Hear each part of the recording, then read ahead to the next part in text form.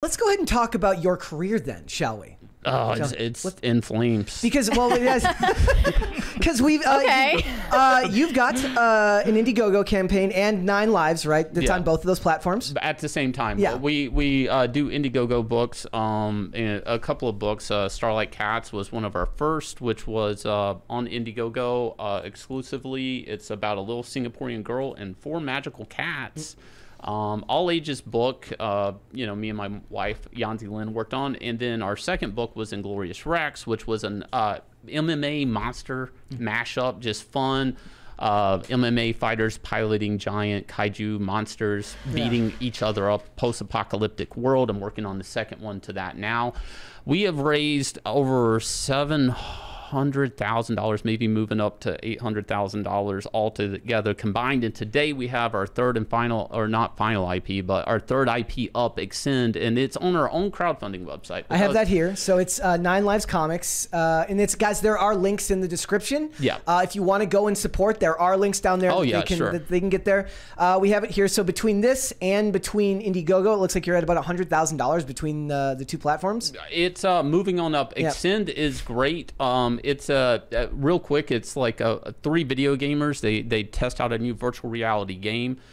When they log out, they pull the game into the real world. They activate as their avatars. They still can gain XP. They have all their special abilities, but they only have 1 life to live. Unlike the video game they were in forever, they could die, respawn, and a lot of consequences. It's kind of like Tron and Spider-Man mixed up. It's a really fun IP.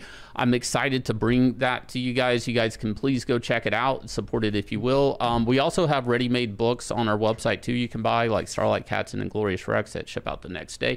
But it's been great. I used to work at DC Comics, for people who don't know, for like 22 years or something like that. I also worked at Legendary Studios when they were wanting to do a Hollywood branch, and worked with like the head honcho there, Thomas Toll, for quite a bit. And we talked about that because you were talking about that beforehand, because they eventually went and sold out to aspects to China. He basically got bought out. The company got bought out. They didn't really. I mean, it was his company he started, but he ended up they went public, and then they bought up all the shares. Yeah, and like that. Yeah. Out of all the things that have come out, like somebody said Man of Steel, like writing like comics in Man of Steel, like the movie Man of Steel has stuff based on your work. Yes, there was a lot of things. The whole alien invasion looking for Clark was based off of a character, Tyrell, in Superman Earth 1. So much so that they one of the teaser trailers where it was Zod and the Static, that was actually from the book I drew. So except they basically swapped Tyrell out for Zod, and a lot of his speech there in the teaser trailer for Man of Steel. Thank you, guys. Thank you. Thank you.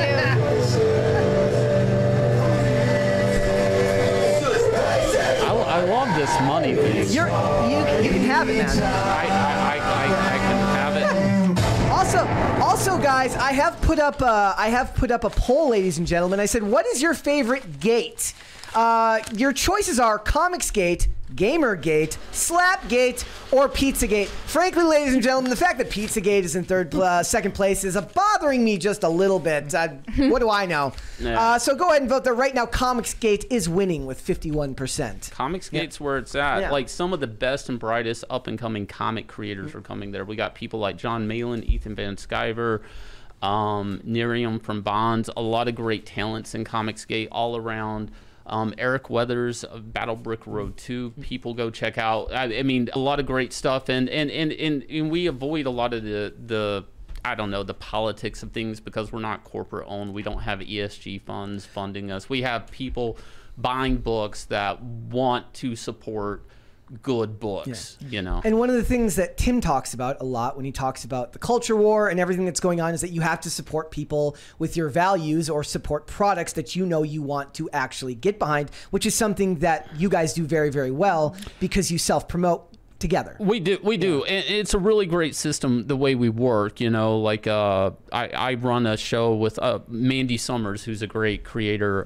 Check her out. She has Jack the Ripper and stuff. We do a show called Pimp My Comic, where we actually have people come on and talk about their campaigns. We do that a couple of times a month, and we make it fun. We also do a show called Ballers with Dale Keown, the legend, the Pit creator, Dale Keown from the 90s. We do a show on Ballers every Friday night. But it's a very good community, and it's like the way I've always looked at it is like take a penny, leave a penny. You know, like you wanna give back to the community that gives so much to you, and it's great because we are hopefully rebuilding comics in a weird way, because the industry, the sales are so decimated. They're decimated to the point retailers are like begging for a sales chart that they can read to know what to order, because they don't know what their customers even want. Are the numbers for reprints just outpacing? So what they call them facsimile issues. Yeah, facsimile issues. Yeah. They actually do. Whenever Marvel or DC and even Dan DiDio was complaining about that, he saw that as like something's wrong. We're not making good comics anymore. And God bless him. It was shortly after he said that he got let go. Yeah, he was troubled by that, and it is a thing. Why do older comics sell better? I myself am buying backwards, not forwards. Like I'm buying a lot of the omnibus to big collections of the 90s stuff I liked as a kid, these nice hardcovers, and because even though they cost like $80-90 a pop, it's cheaper than buying the old comics, but it's better value. It's actual good comics. It's entertaining, and they've dropped off so bad. They don't understand the characters. They don't understand the principles.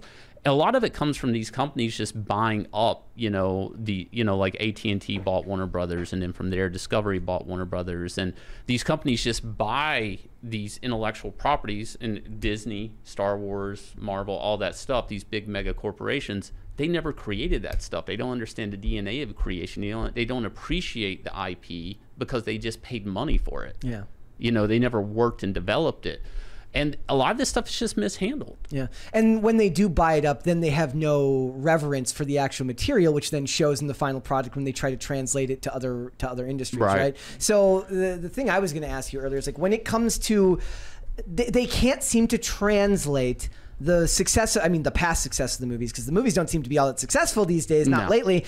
Why is it that they can't find a way to bring people in to, when we went to Barbie, there was all of these like cottage industry people selling like off-brand merch there. Why are there not tables laid out at these movie theaters to try and get people? They do it sometimes at the premiere for like a day. So the original Tim Burton Batman film actually did have a Batman book that was printed that was at theaters. And they did really well. And it did really well. And I still remember the cups from Batman Returns from McDonald's. From McDonald's, yeah. There used to be a lot more cross-branding and promotion. I personally don't understand it. I kind of feel like, look, Disney bought, I can talk more about the Disney aspect. Disney bought Marvel because they wanted that demographic, the boy. They had the Disney princesses. They were selling to women. They were selling to soccer moms and dads that wanted stuff for their kids, but they weren't selling to the dads or the teen boys, right? Which is weird, because now they want the girls to like Marvel and Star Wars. Well, this is where it goes. So they were investing in Tron Legacies, right? Because that was going to appeal to that demographic. Even though that movie did really well, and I actually love that movie, they were like, oh, they abandoned Tron the minute they bought Marvel. Why? Because they bought that demographic they were looking for. Now, they also have Avatar now. Now they're taking it for granted. And now they're like, well, what if the thing that we bought to sell to the 13-year-old boy or the dad that's 40 or whatever, that demographic we were missing, what if now we changed and bent it? Or Iron Man, what about if it was Ironheart? What if we go to the different demographic with it? It's like over time, they just forget why this worked, and then they're bending and breaking something for a demographic that probably won't show up, The point that I made was like, look, the reason why Barbie did so well is because they finally made a product for women, starring women, right? Instead of making a product that was traditionally for boys and then just dropping women in there. Into women, or bending the character, or race swapping the character, or gender swapping the character. The stories are inherently male. Because it's pandering. I don't know why these mega corporations don't understand that even that demographic of people don't like I have friends, they're like, they love Dragon Ball. They're not asking for a black Goku. It's like, what's that about? Like, why?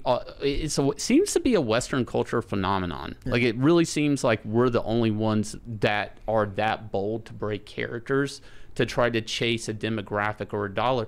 And sometimes it's for a very small demographic, which makes no sense when you're trying to cast a big net and make the most money from a story as you can. Yeah.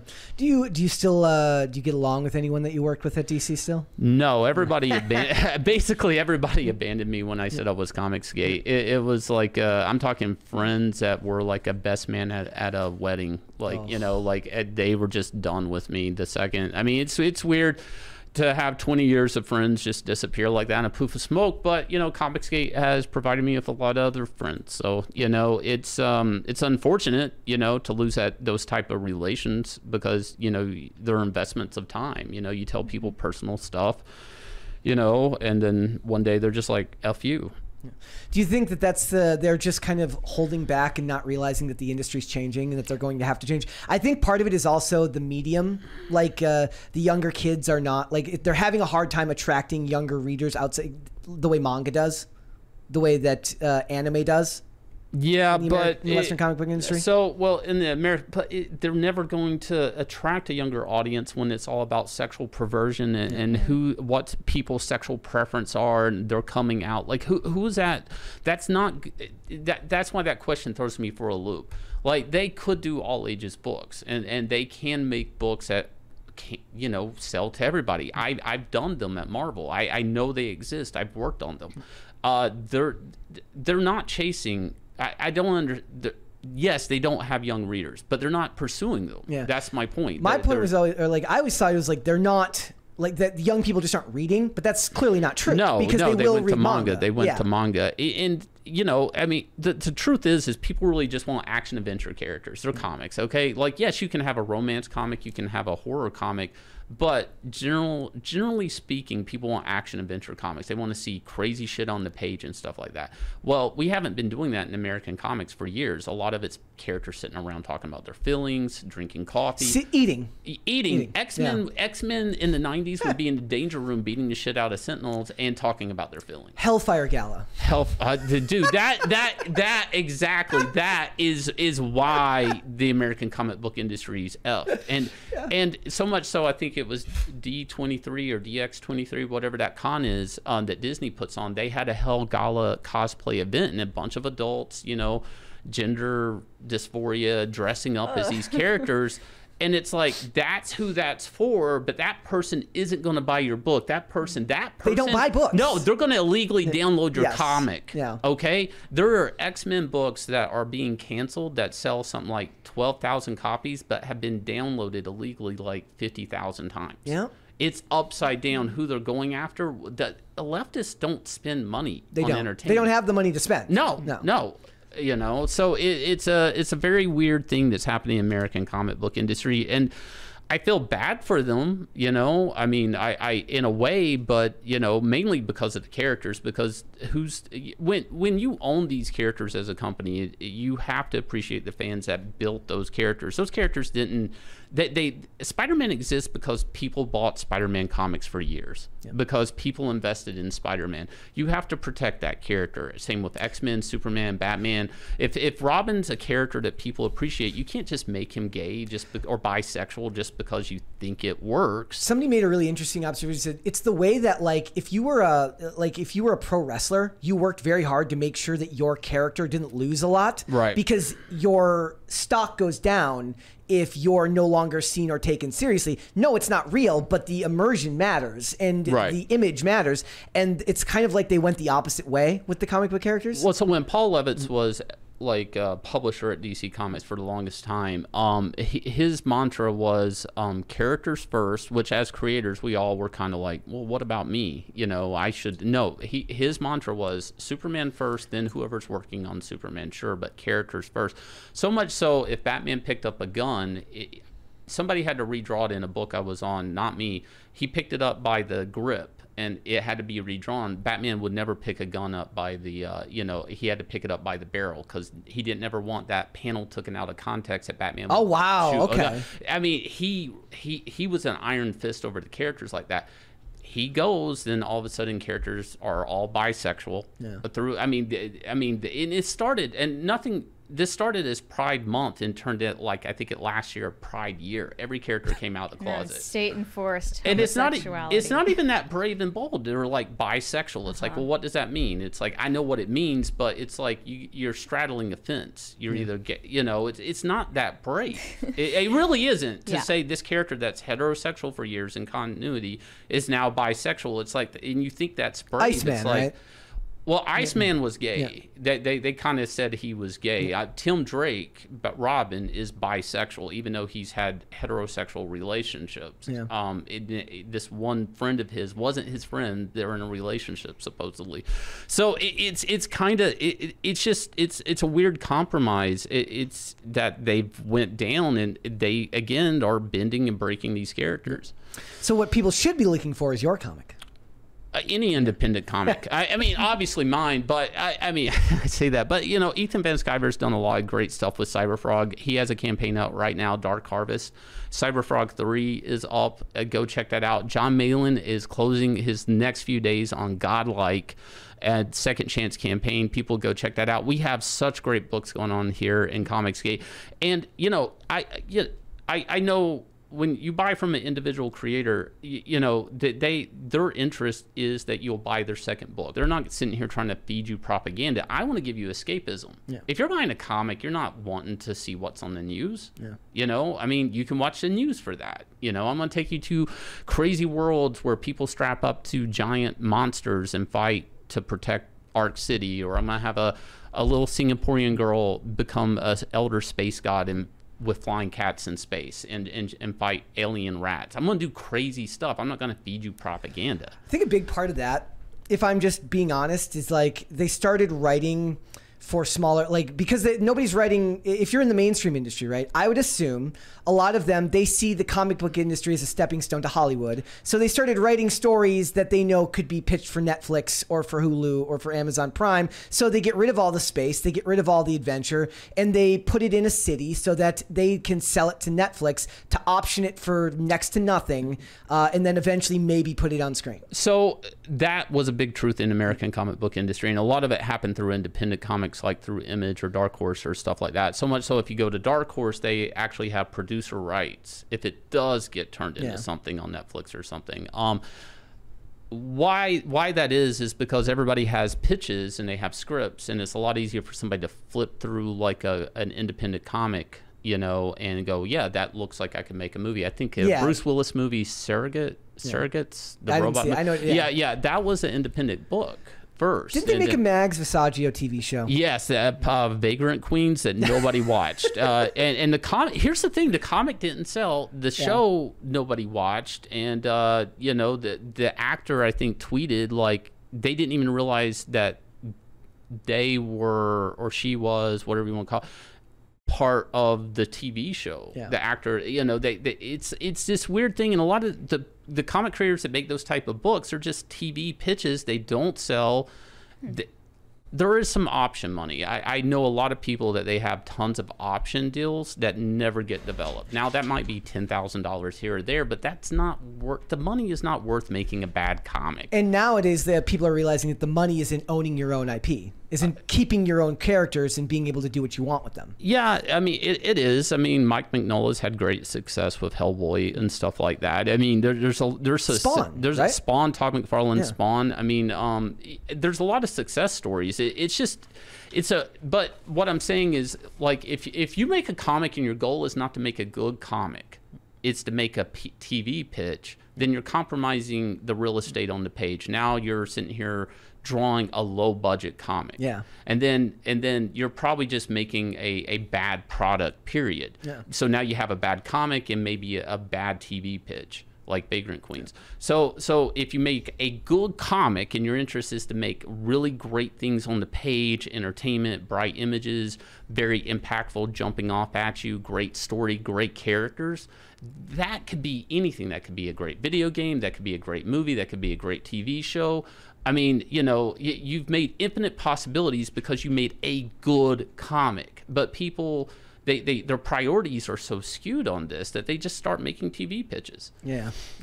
Thanks for watching. Listen to full episodes of Pop Culture Crisis on Spotify. Keep up with us on social media and make sure you subscribe and ring that bell so you never miss the show. Bye, guys.